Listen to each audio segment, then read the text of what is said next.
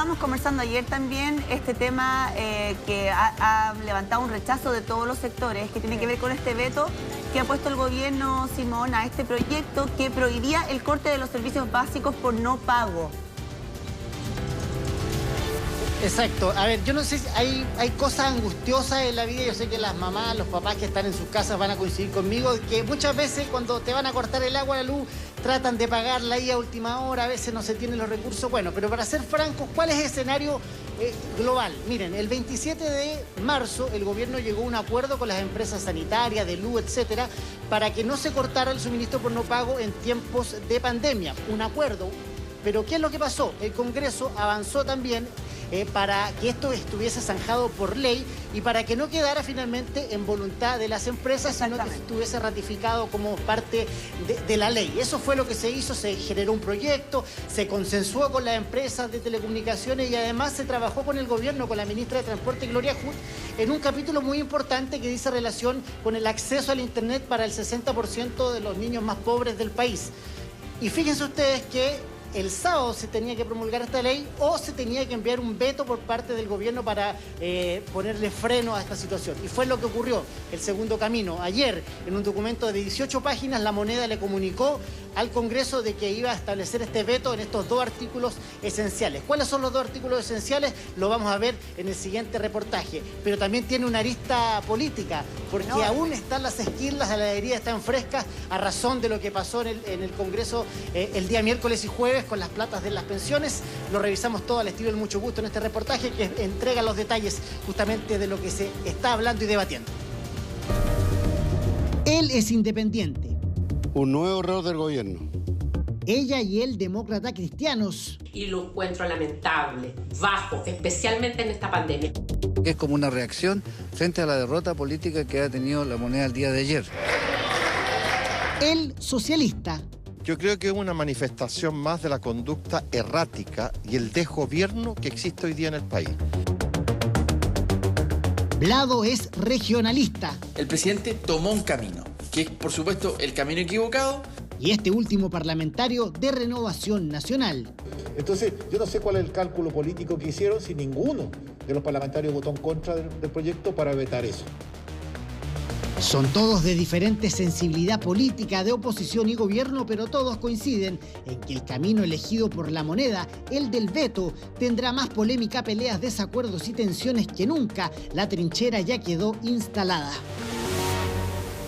Reportajes MG. Como si ya no estuvieran tensas las relaciones entre el Congreso y La Moneda, ya se anunció algo que se había dicho que se iba a concretar. El gobierno va a vetar el proyecto que fue aprobado acá atrás mío, que busca ponerle freno al corte de los servicios básicos. La polémica nuevamente instalada acá en Valparaíso. Reportajes MG.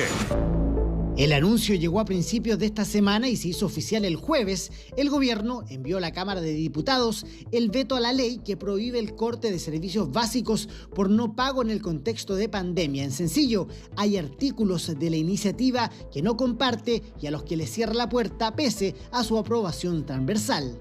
No entendemos que frente a una ley que contó con tanta aprobación transversal, que se conversó con las compañías, que avanzó en un acuerdo que de verdad creemos que era importante para muchas familias en nuestro país, se termine vetando el proyecto. Que ningún parlamentario de gobierno o de oposición, en ninguna de las cámaras, ni en la Cámara de Diputados, ni en el Senado, haya votado en contra el proyecto del corte de los servicios básicos.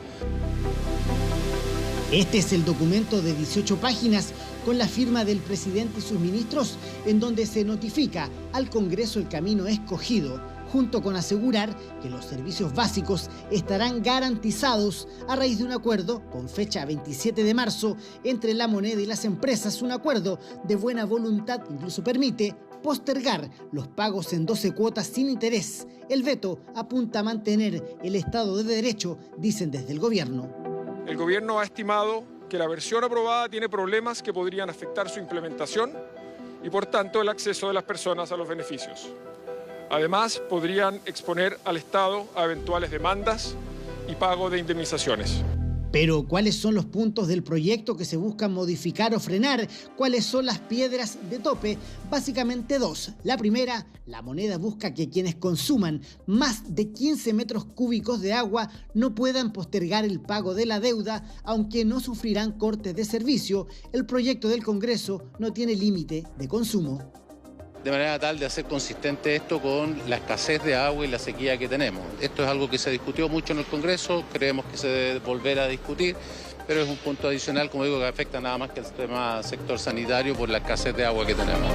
Además, también se vetará la indicación que entregaba acceso a Internet gratuito a niños del 60% más pobres del sistema escolar, una medida que se había acordado con la ministra de Transportes, Gloria Hood, y las empresas en cuestión, para muchos una quitada de piso. Con este veto, el presidente ha desautorizado a la propia ministra. Entonces aquí cae dos caminos.